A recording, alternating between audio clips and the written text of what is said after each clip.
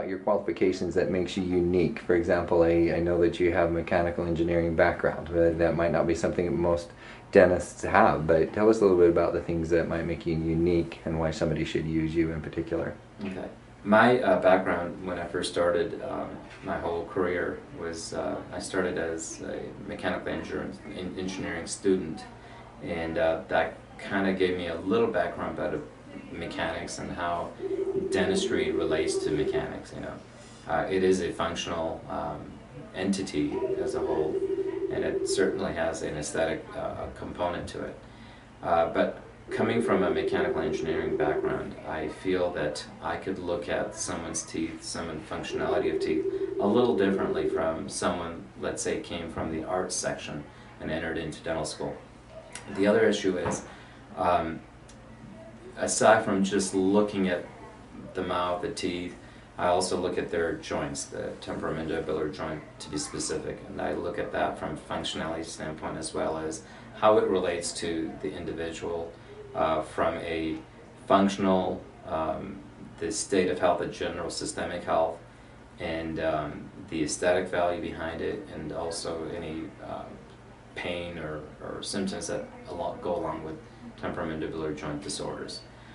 In regards to the way I look at teeth, obviously there's a big component of engineering that goes with rebuilding one's teeth along with the aesthetic value. And we live in a world where everything is about how one looks, and the functionality comes as a secondary component.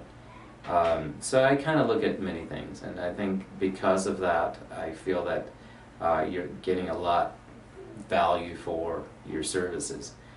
The other issue is, why should you come to me for other things that I may be able to do from a general dentist standpoint? I have had a lot of extensive training in different didactics of dentistry, meaning different scopes in dentistry.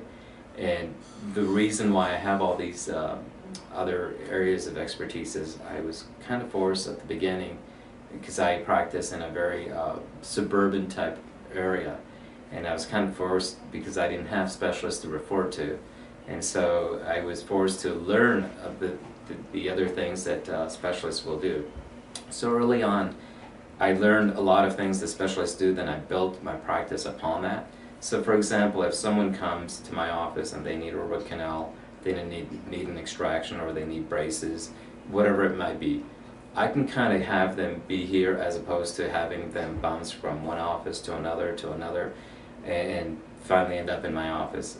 What this does is that there's a continuity of care.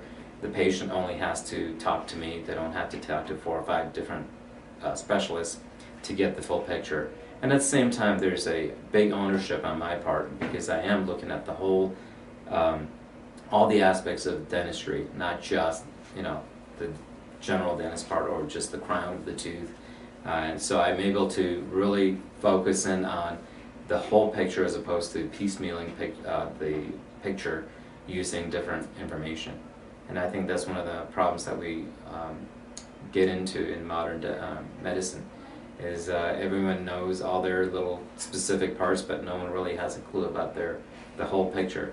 And I think that's why one would gravitate to someone like myself.